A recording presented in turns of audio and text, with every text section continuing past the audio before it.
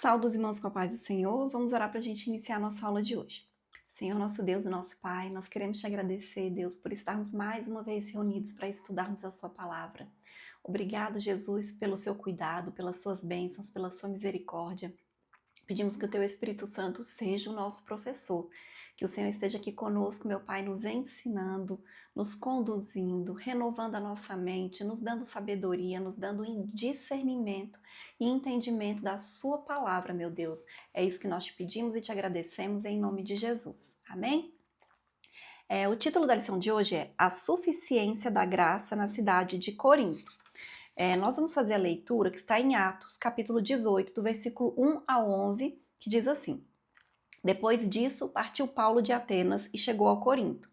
E achando um certo judeu por nome Áquila, natural de Ponto, que havia pouco tinha vindo da Itália, e Priscila, sua mulher, pois Cláudio tinha mandado que todos os judeus saíssem de Roma, se juntou com eles.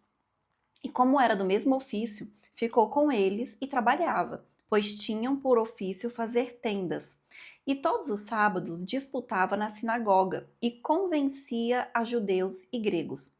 Quando Silas e Timóteo desceram da Macedônia, foi Paulo impulsionado pela palavra, testificando aos judeus que Jesus era o Cristo, mas, resistindo e blasfemando eles, sacudiu as vestes e disse-lhes: O vosso sangue seja sobre a vossa cabeça, eu estou limpo e desde agora parto para os gentios. E saindo dali, entrou em casa de um homem chamado Tito Justo, que servia a Deus e cuja casa estava junto da sinagoga. E Crispo, principal da sinagoga, creu no Senhor com toda a sua casa. Também muitos dos coríntios, ouvindo-o, creram e foram batizados. E disse o Senhor em visão a Paulo: Não temas, mas fala e não te cales, porque eu sou contigo, e ninguém lançará mão de ti para fazer mal, pois tenho muito povo nesta terra. E ficou ali 1 ano e 6 meses, ensinando entre eles a palavra de Deus. Amém? Então a gente vê aqui, né, como nós temos visto todo o trimestre, eles saíram ali, né, começaram realmente o trabalho missionário de evangelizar cidades, mas quando eles chegavam em alguma cidade, primeiro eles evangelizavam os próprios judeus. A gente viu aqui que os judeus estavam resistindo, que eles não estavam aceitando, então ele parte para os gentios. E foi assim que a igreja foi crescendo também entre os gentios. E outra coisa que a gente observa, que eles, sempre impulsionados pelo Espírito Santo de Deus, guiados pelo próprio Deus, eles iam para as cidades, eles pregavam a mensagem do Evangelho, mas, mesmo assim, eles sofriam resistência e perseguição. Então, muitas vezes a gente acha que quando Deus manda a gente fazer alguma coisa, não vai ter dificuldade, não vai ter resistência, não vai ter perseguição, só que tem. Só que como o próprio Deus fala com ele aqui, olha, não temas, fala e não te cales. Então, apesar da resistência, apesar da perseguição, continue fazendo aquilo que eu te mandei, continue obedecendo. E a gente vê isso nitidamente na vida dos apóstolos, né, de uma maneira geral, e especialmente na vida de Paulo. E nessa lição de hoje nós vamos falar sobre a fundação da igreja em Corinto, que ficou narrada no capítulo 18 do livro de Atos. Então, Corintos é uma cidade marcada pela imoralidade, pelo pluralismo religioso, ou seja, eles adoravam vários deuses, eles tinham várias religiões, e aí o apóstolo Paulo, ele vai até aquela cidade e ele experimenta o sustento divino para perseverar e anunciar o evangelho com fidelidade. Paulo, ele era obediente. Esse episódio ensina que mesmo em contextos desafiadores, a graça do Senhor capacita seus servos a permanecer firmes e frutíferos. E a gente viu, né, os frutos da obra, da obediência de todos os apóstolos. Eles obedeciam e eles tinham frutos da obediência dele, do trabalho que eles estavam fazendo. E aí, o primeiro tópico diz assim: Paulo chega a Corinto. Corinto, riqueza material e miséria espiritual. Então, Corinto, ela era uma cidade muito grande, um centro comercial, era a capital da província romana da Acaia desde 37 a.C. Ela havia superado Atenas em importância política e comercial, tornando-se um dos maiores centros econômicos do mundo romano. Ou seja, era uma cidade rica, era uma cidade economicamente grande, próspera. Ela estava estrategicamente localizada, ela reunia povos de diversas culturas, mas também se destacava por sua profunda decadência moral. Templos pagãos espalhados por toda parte, especialmente o da deusa Afrodite. E isso marcava a vida religiosa da cidade, associando culto e prostituição ritual. Então, eles achavam que cultuavam a deusa através da prostituição. Então, diante desse cenário espiritualmente caótico, Paulo chega consciente da complexidade da missão que o aguardava. Ele sabia que não seria fácil, porque espiritualmente aquela cidade estava carregada negativamente, né, com tantos deuses, então, obviamente, com muitas entidades e potestades malignas naquela cidade. Então, com certeza, haveria essa resistência e essa dificuldade, mas ele sabia do poder de Deus.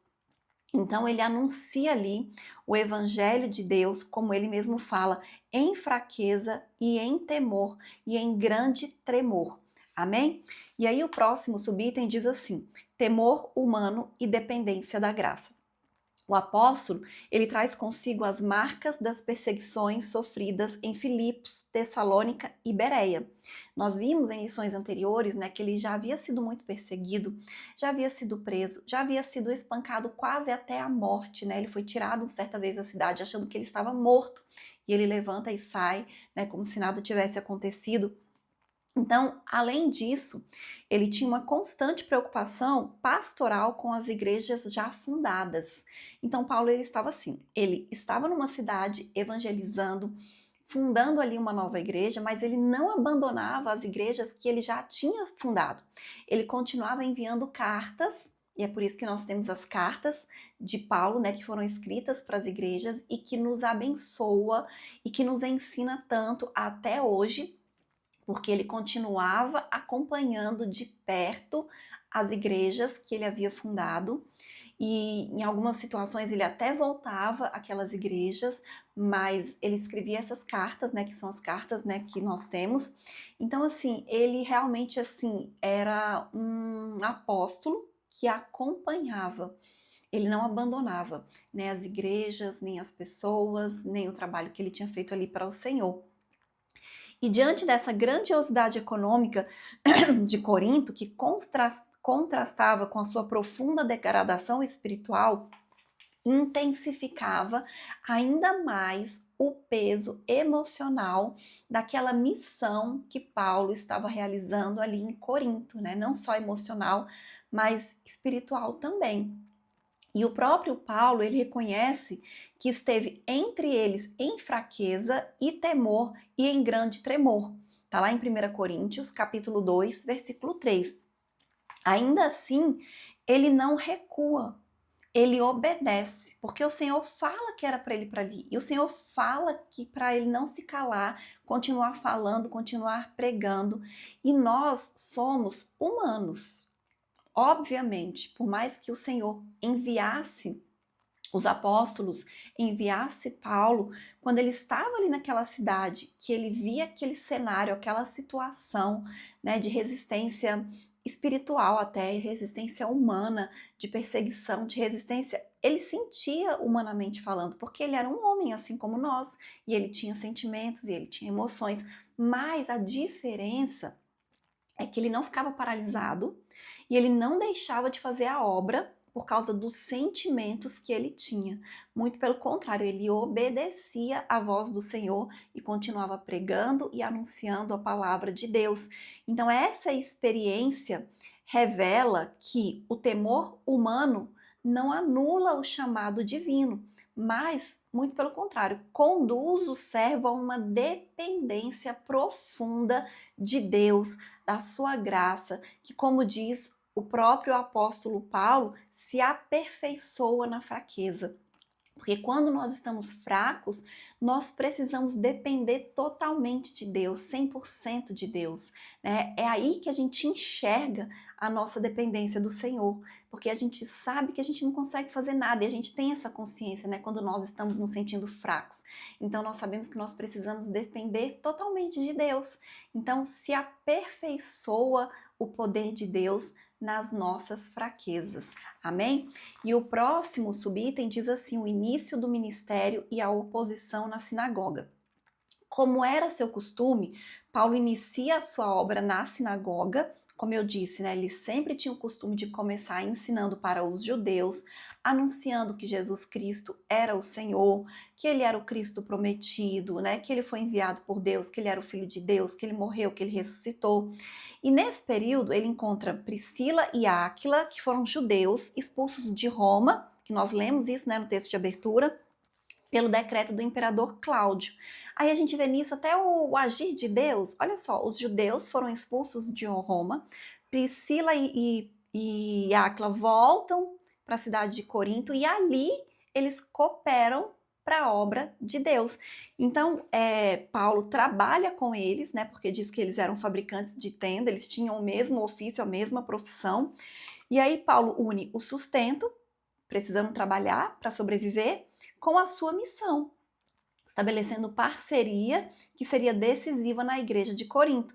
Aí, com a chegada de Silas e Timóteo, trazendo notícias animadoras e apoio das igrejas de Macedônia, Paulo passa a dedicar-se integralmente à palavra. Ou seja, ele recebe ajuda financeira, né, de outra igreja que estava bem melhor, já estava ali estabelecida, e aí ele pode se dedicar integralmente à obra de Deus.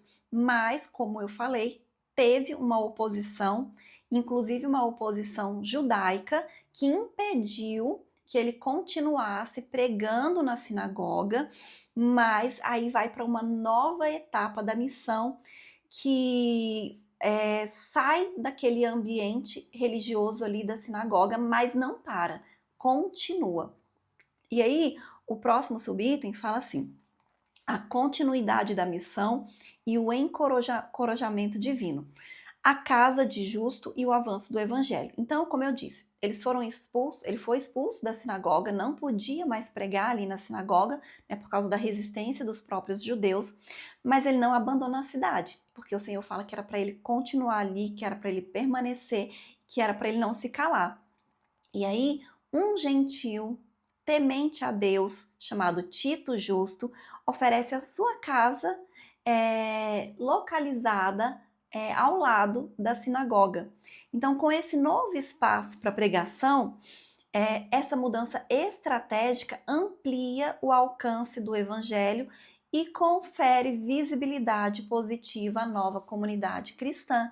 Então, outra coisa que a gente observa, que a gente aprende, é que a igreja, no início, era nas sinagogas e nas casas das pessoas que aceitavam a Cristo e que colocavam a sua casa à disposição para que se tornasse um ponto de pregação. E aí foi isso que aconteceu e foi muito importante, muito positivo para a igreja de Corinto. E o resultado foi expressivo. Muitos corintos acreditaram que Jesus Cristo era o Filho de Deus, aceitaram Jesus como Salvador da sua vida, entre eles Crispo, o principal da sinagoga. Olha que ironia, ele foi proibido de pregar na sinagoga, mas o principal da sinagoga, que era Cristo, aceita Jesus, né? Aceita a fé juntamente com toda a sua casa, com a sua família. Então a gente vê assim o agir de Deus poderosamente, assim, literalmente ali naquele lugar. E aí o evangelho demonstra mais uma vez que quando portas se fecham, Deus abre novos caminhos para a expansão do reino de Deus. E é por isso a importância de nós obedecermos quando Deus fala, porque quando Deus fala uma coisa, ele vai dar a condição, né? Ele vai agir né, para que o que ele está falando que vai acontecer literalmente aconteça. E o próximo tópico, o próximo subitem diz assim: o medo do apóstolo e a palavra que fortalece. Apesar dos frutos visíveis, Paulo enfrenta forte oposição e passa a temer por sua permanência em Corinto. Como eu disse, né, ele estava tendo perseguição ali, ele estava tendo oposição. A questão espiritual da cidade era muito forte, era muito pesada, junto com a hostilidade crescente, a fragilidade emocional do apóstolo Paulo, que, como eu disse, ele é humano, né? Ele era humano, ele tinha sentimentos, ele estava ali observando aquela situação, ele sentia aquela adversidade, aquela perseguição, porque era ele que ouvia as palavras, as ameaças muitas vezes. Então, emocionalmente, ele ficou abalado, e nesse contexto, o Senhor aparece em visão para o apóstolo Paulo e diz: não temas, mas fala e não te cales. Amém? Então, assim, depois dessa visão, depois dessa palavra, ele fica com a sua fé fortalecida, porque independente das circunstâncias, independente do cenário, positivo ou não, ele tinha agora uma palavra do Senhor. E ele, firme naquela palavra, continua a pregação do evangelho. Então Deus reafirma a sua presença para Paulo. Ele promete proteção. Ele revela que há muito povo naquela cidade para ser alcançado, né, para conhecer a palavra de Deus. E essa palavra divina, ela não apenas consola Paulo, mas reposiciona ele na sua missão. Lembrando de que o sucesso da obra não depende do sentimento humano, nem da força humana, mas da fidelidade à chamada. Então nós temos que estar assim atentos e fiéis àquilo que o Senhor fala conosco e confiantes, né, e obedientes. Porque se o Senhor nos deu uma palavra, ele é fiel para cumprir. Nós não podemos desistir, nós não podemos desanimar, nós precisamos ser obedientes. E o próximo subitem diz assim: graça suficiente, perseverança e transição.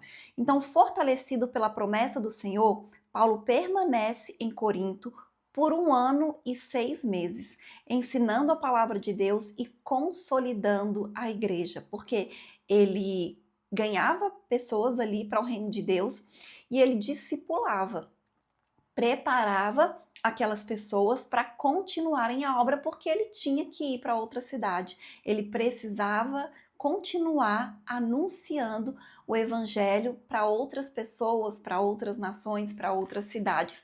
E é por isso que era importante que as pessoas fossem preparadas ali naquele lugar, e quando ele ia embora, ele continuava acompanhando através das cartas.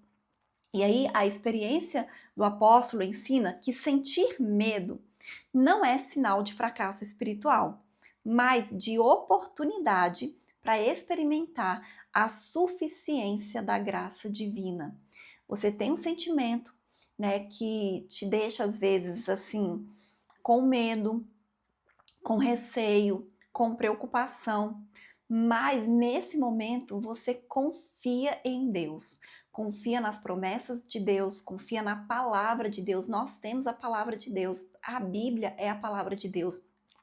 E nós temos que nos firmar no que está escrito na palavra do Senhor nesses momentos que nós estamos com medo, que nós estamos preocupados. Porque, da mesma maneira que o apóstolo Paulo era humano e sentia medo, nós somos humanos e nós sentimos medo.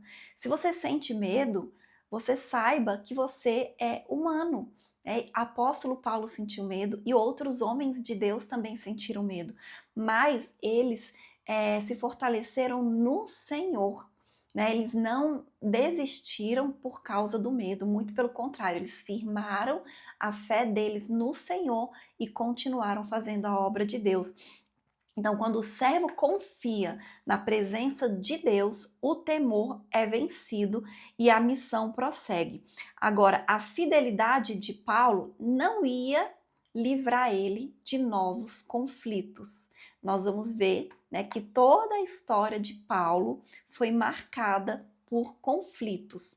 A consolidação da igreja em Corinto logo despertaria reações mais intensas, de resistências ainda maiores culminando no julgamento do apóstolo diante do procônsul Gálio, em um episódio que vai revelar a soberania de Deus até mesmo nos tribunais humanos, que nós vamos ver agora no próximo item, que diz assim: Paulo diante de Gálio, a graça que sustenta em meio à oposição, a acusação dos judeus e a proteção divina. Então, assim, apesar de pessoas estarem aceitando Jesus, alguns judeus, muitos gentios, teve essa perseguição. E aí, a oposição judaica em Corinto não cessou. Os judeus continuaram perseguindo, principalmente quando eles viram que a mensagem do evangelho estava sendo aceita. Eles não queriam que aquilo acontecesse. E aí, Paulo é levado diante de Gálio, que era o procônsul de Acaia, sob a acusação de ensinar contrariando a lei. Antes mesmo que Paulo se defendesse, olha só, Paulo nem precisou abrir a boca para se defender. Gaio, que era ali o responsável, a autoridade máxima, rejeitou a denúncia que foi feita contra ele, declarando que não era da sua competência julgar disputas religiosas internas. Então, acabou ali, encerrou o julgamento. Paulo nem precisou se defender. Então, ao expulsar os acusadores do tribunal, o governador confirmou, sem saber, a promessa do Senhor de que ninguém faria mal ao apóstolo. Ele encerrou ali aquela disputa, aquela conversa, aquela contenda.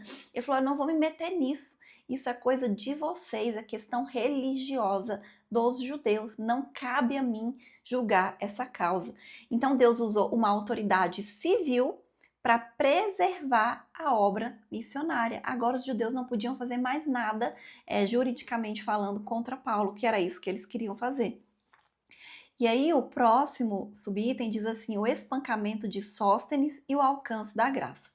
Então, após a decisão de Gálio, Sóstenes, o principal da sinagoga, foi espancado diante do tribunal, sem que o procônsul intervisse. Ou seja, eu não vou me meter mais uma vez nas questões de vocês. E olha o que os próprios judeus fizeram com o principal da sinagoga. Então, embora o texto não detalhe as motivações, esse episódio revela a instabilidade da oposição humana. E aí, posteriormente, a gente vê que lá em 1 Coríntios 1, um Sóstenes é citado como irmão em Cristo, o que sugere uma possível conversão desse Sóstenes principal da sinagoga que foi espancado nesse dia. Então, se confirmada essa transformação, reforça ainda mais o poder do evangelho, é capaz de alcançar até mesmo os seus opositores, e o próprio Paulo é o exemplo disso, porque ele era oposição à pregação da mensagem do evangelho, ele prendia, né, os discípulos, ele prendia os apóstolos, ele prendia aquelas pessoas que pregavam a mensagem do evangelho, e ele se torna um pregador, né, e um perseguido. E o próximo subitem fala isso, a suficiência da graça na experiência de Paulo. Então, em Corinto, Paulo, mais uma vez, teve uma experiência poderosa, né, com Deus. Ele vive intensamente a suficiência da graça de Deus, em meio às suas fragilidades, pressões, oposição. Ele aprendeu que o poder divino se aperfeiçoa na fraqueza. A cidade, marcada pela decadência moral, se tornou um campo fértil para a manifestação da graça de Deus. Sustentado pelo Senhor, Paulo permaneceu ali 18 meses e uma igreja foi estabelecida. E é interessante que muitas vezes a gente vê algumas cidades, algumas pessoas, e a gente fala: é tão perdida essa cidade, é tão perdida essa pessoa, que não tem o que fazer. E é justamente esses locais e essas pessoas que Deus quer alcançar, que nós temos que pregar a mensagem do evangelho e falar. Porque uma cidade que era tão decadente, moral e espiritualmente, teve um reboliço santo literalmente acontecendo ali. Foi alcançado por Deus de maneira soberanamente poderosa e espiritual. E Deus agiu de uma maneira ali grandiosa, mostrando, que é Ele que está no controle de todas as coisas, mostrando que Ele pode todas as coisas, que Ele faz o que Ele quer na hora que Ele quer, que Ele muda e que não existe nada impossível para Deus, né? E aí a gente aprende uma coisa, que não é a ausência de lutas, mas a presença da graça que nos mantém firmes. Como Paulo, nós somos chamados a confiar que a graça de Deus é suficiente para nos sustentar em qualquer circunstância. Amém? E eu vou ler a conclusão que diz assim: a experiência de Paulo em Corinto ensina que a missão cristã exige coragem, sustentada pela graça, e discernimento para anunciar a verdade eterna em contextos marcados por profundas mudanças. A igreja ali não nasceu em terreno favorável, mas foi estabelecida e fortalecida pela suficiência da graça de Deus. O avanço do evangelho não depende de recursos humanos, mas da presença fiel do Senhor que assegura: eu sou contigo. Que aprendamos hoje em Corinto a confiar plenamente na graça divina, proclamando o evangelho com fidelidade doutrinária, sensibilidade pastoral e amor genuíno, certos de que a graça de Deus continua sendo suficiente para sustentar e fazer frutificar a obra em qualquer tempo e lugar. Amém? Então, assim, eu acho tão interessante quando a gente estuda o estabelecimento, né, dessas igrejas ali no início, porque a gente percebe que eles eram totalmente guiados por Deus, pelo Espírito Santo de Deus, para os lugares que eles deveriam ir, mas que apesar disso, eles enfrentavam resistência, oposição, perseguição. A gente observa a humanidade deles, como eles tinham sentimentos como nós temos, mas que apesar dos sentimentos que eles tinham, eles escolhiam confiar nas promessas de Deus. Eles escolhiam obedecer o Senhor. E aí eles viviam o sobrenatural de Deus. Eles viviam o livramento, o cuidado, a proteção, e eles viam o crescimento da igreja e eles não paravam. E foi por isso que a igreja cresceu e continua crescendo, porque existem pessoas que confiam no Senhor, que são obedientes e que não param de fazer a obra de Deus por causa das circunstâncias, nem por motivo algum. Elas simplesmente escolhem obedecer ao Senhor. Então, que a gente aprenda com isso, né? Que nós sejamos obedientes a Deus, obedientes à voz do Senhor, porque Ele é fiel para para realizar a obra dele, para fazer aquilo que ele tem para fazer, independente das nossas limitações e das nossas inseguranças. Amém? E essa foi a lição de hoje e até a próxima aula em nome de Jesus.